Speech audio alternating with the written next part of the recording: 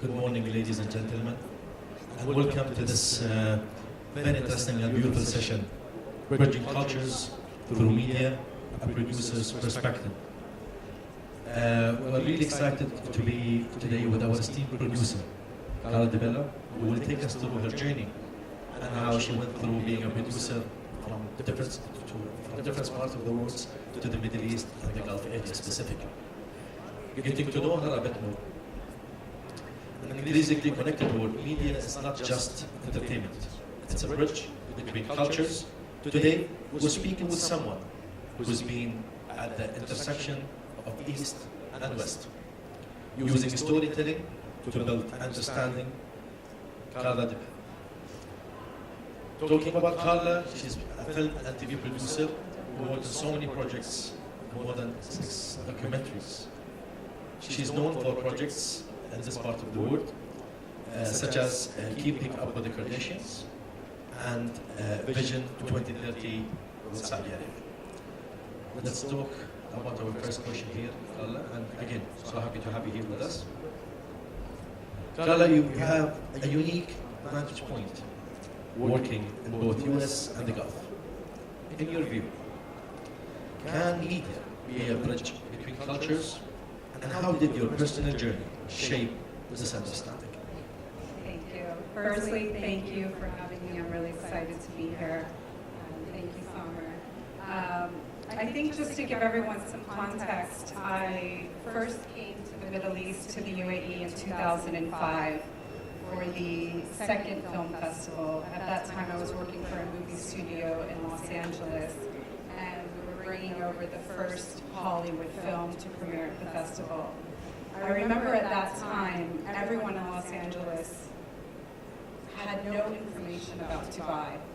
I think even myself, maybe it was Yahoo at the time, looking at images of landmarks, and everyone in the office just was a bit taken back if they wanted to go on this trip, what it would be like. And of course, I worked closely with the Dubai Film Festival. We did a film with Kevin Spacey, Morgan Freeman, so we flew over here with the director and the crew, and just 2 weeks being in Dubai changed my personal perspective on what the Middle East is. And I think after that trip, just really, built passion behind me feeling a calling and a need to speak on behalf of the Middle East, from my family to my friends, wondering what my experience was from what information they've heard about the Middle East. So I think at that time, I was really had a deep curiosity about learning more stories, what was happening here. And then at that time, there really wasn't a lot of information in English that I could relate to. So it was actually just a deeper curiosity to go and meet with younger filmmakers and women and understand their personal journey and their stories, to figure out how I can bridge the two. So whatever it started in film to sports and media, I think I realized that media is the most powerful tool to be able to break misconceptions and stereotypes. You took us back to the good old days of the film festival. Good old days. In 2006, we had the famous Shams slide as well. Everyone was talking about. So let's talk about challenges and opportunities. I think with such a personal experience you went through, I'm sure throughout the time you went through lots of challenges that I'm sure you kind of convert into opportunities as well. So can we talk about that? Yeah, I mean, I welcome a challenge. I feel if it's not challenging, what's gonna, drive me to figure it out. And at that time, I think there was a real need to understand these stories, but also how do you tell them while being sensitive to culture and to families and to identity. And if you look at Disney, I mean, they've done a great job at telling the best stories while being a backbone for children's stories and animation. But here it's all about how you tell a story, and it's all about shaping that and developing it in a way that still resonates with everyone. So I look at all these challenges as opportunities, and if I go in a room and I'm pitching a story or developing an idea, it's really about how you shape-shift that story. Let's talk about an interesting aspect as well here. Being a female producer, of course, working across every different cultural spaces. How does gender shape storytelling? And how do you bring authenticity to these diverse narratives? Well, this is probably my favorite subject, is these female empowering stories, because they're very underrepresented in this part of the world. Going back to, let's say, the early 1900s, the UAE started in a pearl diving era. And what many people don't realize is for 4 to 5 months, men were out at sea and women were running the town. Literally, they were in finance, in trade, taking care of their families.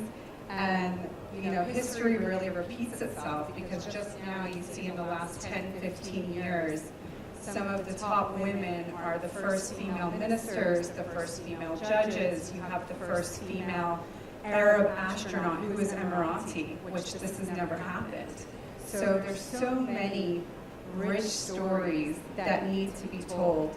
And I tell people all the time, if you look at fashion, you look at Versace, they're not doing commercials in Italian, they're doing them in English, because we need them to resonate and we need to be relatable. And if you look at social media now, TikTok and Instagram, you can't scroll past something without seeing Dubai as it's the most watched place on social media. So we need to start narrating our own stories and pushing that boundary more. It doesn't matter if it's a smaller market. We have so many really rich stories, female in general alone. So that's really my passion, is how to tell these stories that resonate with a bigger market. Right.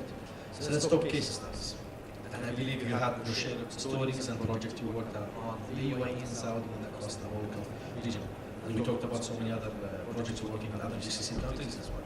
So we'd like you to share some stories and, again, interesting projects where you managed to push the cultural boundaries and deal with challenges where your producers from all over the world did not really understand how this part of the world operates, and you managed to bridge that gap.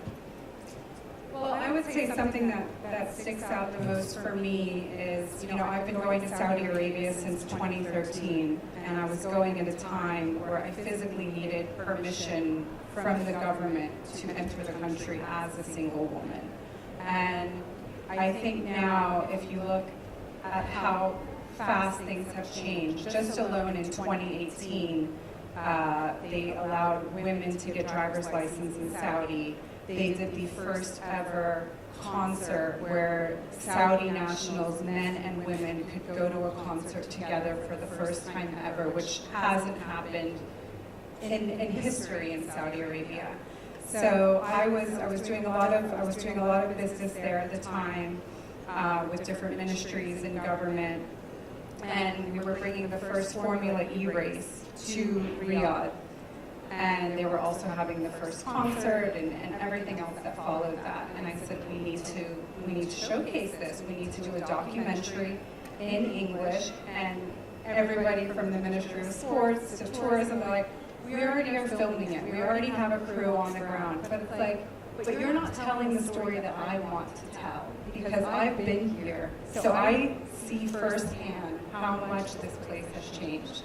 I see when I first came in 2013 to now, and these stories are not being told in a U.S. perspective. For me, it was about bringing a U.S. crew over, and even things of me being here for so long, there's certain things that maybe I don't catch the way a U.S. film production team would catch something. So I was fighting in every room for about 4 months to let me bring in a U.S. film production team, give us full access, and showcase, some of these true human stories of Saudi nationals, how much they love their country, what they're doing. There was a driving team that we covered for a few days, a Harley Davidson, motorcycle team. There was an all-women's racing team. So there was all these different stories. And I said, let me do this. I don't care how many other productions you guys have on the ground covering this race. Our story will be different. So that is an example of, pushing the boundaries. Amazing, thank you. You just came back from Cannes, and I believe it was a successful trip. So let's talk about how do you see the Arab region positioning itself globally when it comes to production. So you've been doing it, but let's talk about how we position it. I think we've done a great job at laying the groundwork, especially if you look at, Dubai Film Commission and companies like 2454, Image Nation. They've really done a great job at developing on how to attract productions, attract people to come work here, nurture the talent. So we have that ecosystem going. I think the biggest thing, and just coming off of Cannes as well, is, from the east to the west, we're all speaking the same language and we all want the same thing. So in certain meetings I had from people in the Gulf to, some of the other larger studios that really have a curiosity and a want to figure out how to develop more stories. And I think if you look at Latin America or Korea, they've done a great job at developing stories.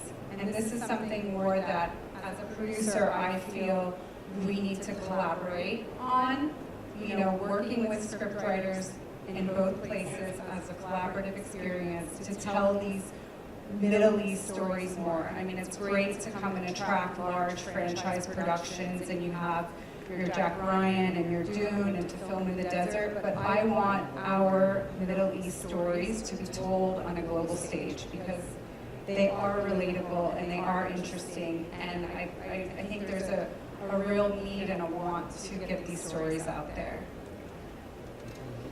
With everything happening, what would be your message for Arab creatives? Dream big.